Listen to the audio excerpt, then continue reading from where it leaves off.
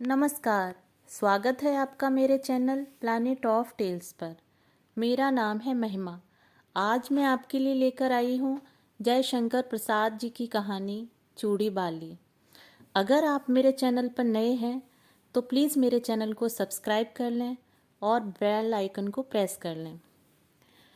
चूड़ी बाली कहानी एक नर्तकी के निश्चल प्रेम की दास्तान है। तो आइए सुनते हैं। अभी तो पहना गई हो?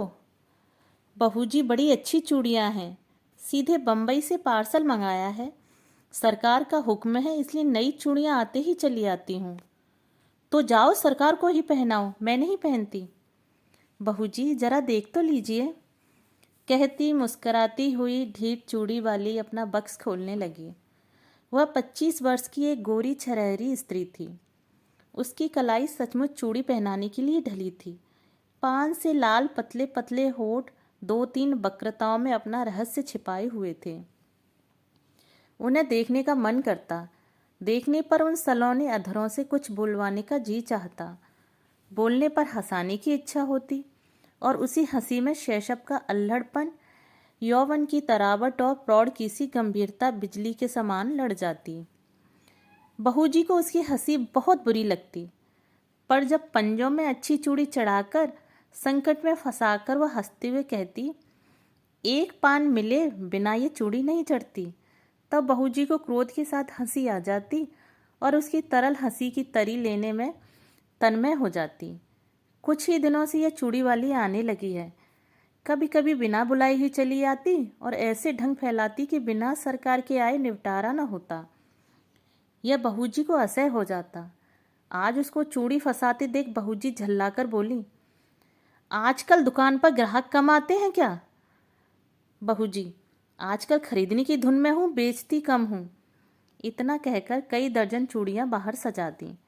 स्लीपरों के शब्द सुनाई पड़े। बहू जी ने कपड़े संभाले, पर वह ढीठ चूड़ी वाली बालिकाओं के समान से टेढ़ा करके, यह जर्मनी की है या फ्रांसीसी है या जापानी है, कहती जाती थी। सरकार पीछे खड़े मुस्करा रहे थे। क्या रोज नई चूड़ियां पहनाने के लिए इन्हें हुक्म मिला है? बहू जी ने गर्व से पूछा। सरकार ने कहा, पहनो तो क्या बुरा है? बुरा तो कुछ नहीं, चूड़ी चढ़ाते हुए कलाई दुखती होगी। चूड़ी वाले ने सिर नीचा किए कनखियों से देखते हुए कहा। एक लहर सी लाली आंखों की ओर से कपोलों को तर करती हुई दौड़ जाती थी।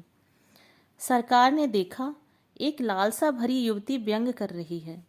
हृदय में हलचल मच गई। घबराकर बोले, ऐसा है तो न पहने, भगवान करे रोज पहने।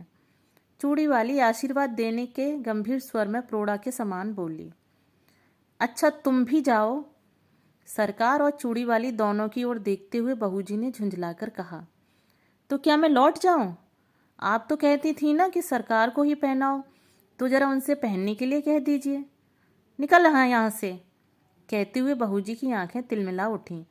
सरकार धीरे से निकल गए।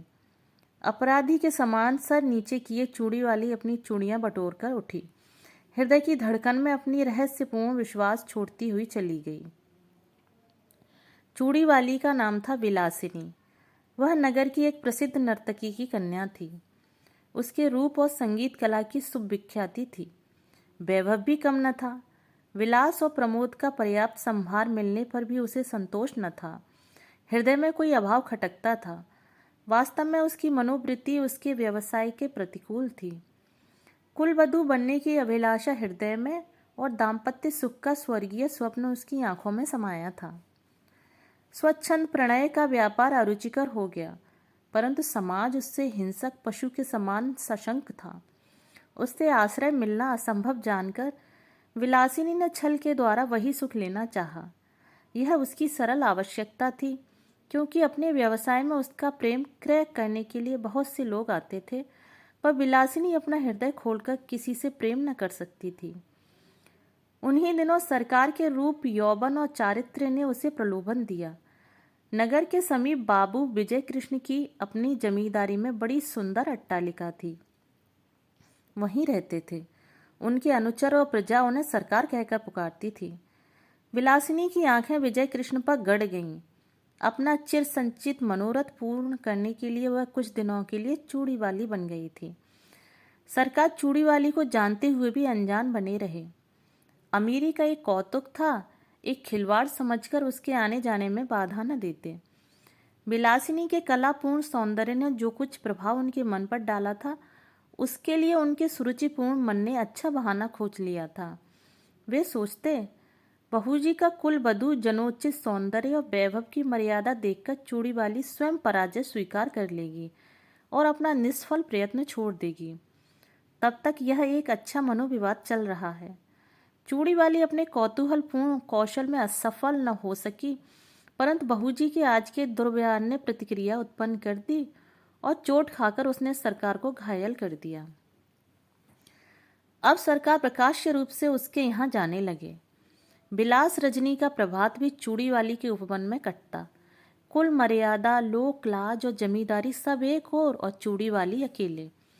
दालान में कुर्सियों पर सरकार और चूड़ी वाली बैठकर रात्रि जागरण का खेद मिटा रहे थे। पास ही अनार का वृक्ष था, उसमें फूल खिले थे। एक बहुत ही छोटी काली चिड़िया उन फूलों में चोंच डालकर मकरंद पान करती और कुछ केसर खाती, फिर हृदय विमोहक कलनाद करती हुई उड़ जाती। सरकार बड़ी देर से कौतुक देख रहे थे। बोले, इसे पकड़कर पालतू बनाया जाए तो कैसा? यह फूल सूंघी है, पिंजरे में जी नहीं सकती। उसे फूलों का प्रदेश ही जिला सकता है। स्वर्ण पिंजर नहीं, उसे खाने के लिए फूलों की केसर का चारा और पानी के लिए मकरंद मदिरा कौन जुटाएगा? पर इसकी सुंदर बोली संगीत कला की चरम सीमा है। वीणा में भी कोई मीड़ ऐसी निकलती होगी, इसे अवश्य पकड़ना चाहिए। जिसमें बाधा नहीं, बंधन नहीं, जिसका सौंदर्य स्वच्छंद है, उस असाधारण प्राकृतिक कला का मूल्य क्या बंधन है? कुरुचि के द्वारा यह कलंकित भले ही हो जाए, परंतु पुरस्कृत नहीं हो सकती। उसे आप पिंजरे में बंद करके पुरस्कार देंगे या दंड? कहते हुए उसने विजय की एक व्यंग भरी मुस्कान छोड़ी। सरकार की उस वन विहंगम को पकड़ने की लालसा बलवती हो उठी। उन्होंने कहा, जाने भी दो, वह अच्छी कला नहीं जानती। प्रसंग बदल गया। नित्य का साधारण विनोदपूर्ण क्रम चला। चूड़ी वाली अपने अभ्यास के अनुसार समझती कि यदि बहू जी की अपार प्रणय संपत्ति में से कुछ अंश मैं भी लेती हूँ तो हानि क्या? परंतु बहू जी को अपने प्रणय के एकाधिपत्य पर पूर्ण विश्वास था। वह निष्क्रिय प्रतिरोध करने लगी। राज्य अक्षमा के भयानक आक्रमण से वह घुलने लगी और सरकार वन विहंगिनी विलासिनी को स्वायत्त करने में दत्तचित्त हुए।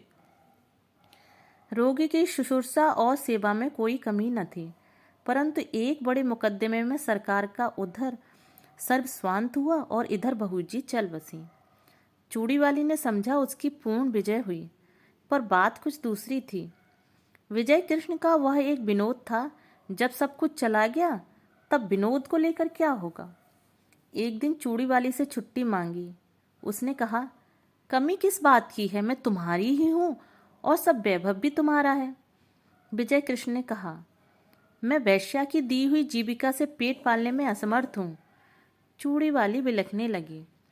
विनय किया, रोई, गिड़गिड़ाई, पर विजय कृष्ण चले ही गए। वह सोचने लगी कि अपना व्यवसाय और विजय की गृहस्थी बिगाड़ कर जो सुख खरीदा था उसका कोई मूल्य नहीं। मैं कुलवधू होने के उपयुक्त नहीं। क्या समाज के पास इसका कोई प्रतिकार नहीं? इतनी तपस्या और इतना स्वार्थ त्याग व्यर्थ है। परंतु विलासिनी यह न जानती थी कि स्त्री और पुरुष संबंधी समस्त अंतिम निर्णय करने में समाज कितना ही उदार क्यों न हो, दोनों पक्षों को सर्वथा संतुष्ट नहीं कर सका और न कर सकने की आशा है। यह रहस्य सृष्टि को उलझा रखने की कुंजी है। विलासिनी ने बहुत सोच समझकर अपनी जीवनचर्या बदल डाली। सरकार से मिली हुई जो कुछ संपत्ति थी उसे बेचकर पास ही के एक गांव में खेती करने के लिए भूमि लेकर आदर्श हिंदू गृहस्थ की सी तपस्या करने में अपना बिखरा हुआ मन उसने लगा दिया। उसके कच्चे मकान के पास एक विशाल बट वृक्ष और निर्मल जल का सरोवर था। वहीं बैठकर चूड़ी वाली ने पथिकों की सेवा करने का संकल्प किया। थोड़े ही दिनों में अच्छी खेती होने लगी और अन्न से उसका घर भरा रहने लगा। भिखारियों को अन्न देकर उन्हें खिला देने में उसे अकथनीय सुख मिलता। धीरे धीरे दिन ढलने लगा।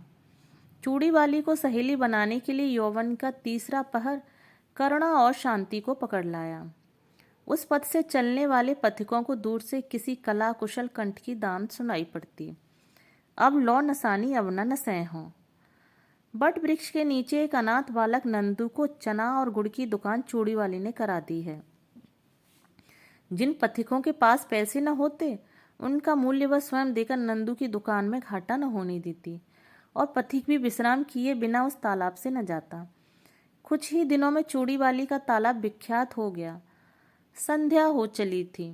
पखेरुओं का बसेरे की ओर लौटने का कोलाहल मचा और बट वृक्ष में चहल पहल हो गई। चूड़ी वाली चरनी के पास खड़ी बैलों को देख रही थी। दालान में दीपक जल रहा था। अंधकार उसके घर और मन में बरजोरी घुस रहा था। कोलाहल शून्य जीवन में भी चूड़ी वाली को शांति मिली ऐसा विश्वास नहीं होता था। पास ही उसकी पिंडुलियों में सिर रगड़ता हुआ कलुआ दुम हिला रहा था।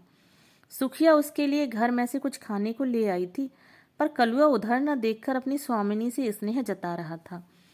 चूड़ी वाली ने हंसते हुए कहा, चल तेरा दुलार हो चुका, जा खा ले। चूड़ी वाली ने मन में सोचा, कंगाल मनुष्य स्नेह के लिए क्यों भीख मांगता है? वह स्वयं नहीं करता, नहीं तो तृण विरुद्ध तथा पशु पक्षी भी तो स्नेह के लिए प्रस्तुत हैं। इतने में नंदू ने आकर कहा, माँ, एक बटोई बहुत थका हुआ अभी आया है, भूख के मारे हुआ जैसे शिथिल हो गया है। तूने क्यों नहीं दे दिया? लेता भी नहीं, कहता है तू बड़ा गरीब लड़का है, तुझसे न लूँगा। चूड़ी वाली बट वृक्ष की ओर चल पड़ी। अंधेरा हो गया था। पथिक जड़ का सहारा लेकर लेटा था। चूड़ी वाली ने हाथ जोड़कर कहा, महाराज, आप कुछ भोजन कीजिए। तुम कौन हो? पहले की एक वेश्या? छी, मुझे पड़े रहने दो। मैं नहीं चाहता कि तुम मुझसे बोलो भी, क्योंकि तुम्हारा व्यवसाय कितने ही सुखी घरों को उजाड़ कर शमशान बना देता है। महाराज, हम लोग तो कला के व्यवसायी हैं। ये अपराध कला का मूल्य लगाने वाले की कुरुचि और कुत्सित इच्छा का है। संसार में बहुत से निर्लज स्वार्थपूर्ण व्यवसाय चलते हैं, फिर इसी पर इतना क्रोध क्यों? क्योंकि वह इन सबों में उद्धम और निकृष्ट है। परंतु वैश्या के व्यवसाय करके भी मैंने एक ही व्यक्ति से प्रेम किया था। मैं और धर्म नहीं जानती, पर अपने सरकार से जो कुछ मुझे मिला उसे मैं लोक सेवा में लगाती हूँ। मेरे तालाब पर कोई भूखा नहीं रहने पाता। मेरी जीविका चाहे जो रही हो, मेरे अतिथि धर्म में बाधा न दीजिए। पथिक एक बार ही उठकर बैठ गया और आंख गड़ाकर अंधेरे में देखने लगे। सहसा बोल उठा, चूड़ी वाली? कौन? सरकार? हाँ, तुमने शोक हर लिया। मेरे अपराधजनक तमाम त्याग में पुण्य का भी भाग था, यह मैं नहीं जानता। सरकार, मैंने गृहस्थ कुलवधू होने के लिए कठोर तपस्या की है। इन 4 वर्षों में मुझे विश्वास हो गया है कि कुलवधू होने में जो महत्व है वह सेवा का है, न कि विलास का। सेवा ही नहीं चूड़ी वाली, उसमें विलास का अनंत यौवन है, क्योंकि केवल स्त्री पुरुष के शारीरिक बंधन में वह पर्यवसित नहीं है। बाह्य साधनों के विकृत हो जाने तक ही उसकी सीमा नहीं। गृहस्थ जीवन के लिए प्रचुर उपकरण प्रस्तुत करता है, इसलिए वह प्रिय भी है और श्रेय भी है। मुझे विश्वास है कि तुम अब सफल हो जाओगी। मेरी सफलता आपकी कृपा पर है। विश्वास है अब इतने निर्दय न होंगे। कहते कहते चूड़ी वाली ने सरकार के पैर पकड़ लिए। सरकार ने उसके हाथ पकड़ लिए।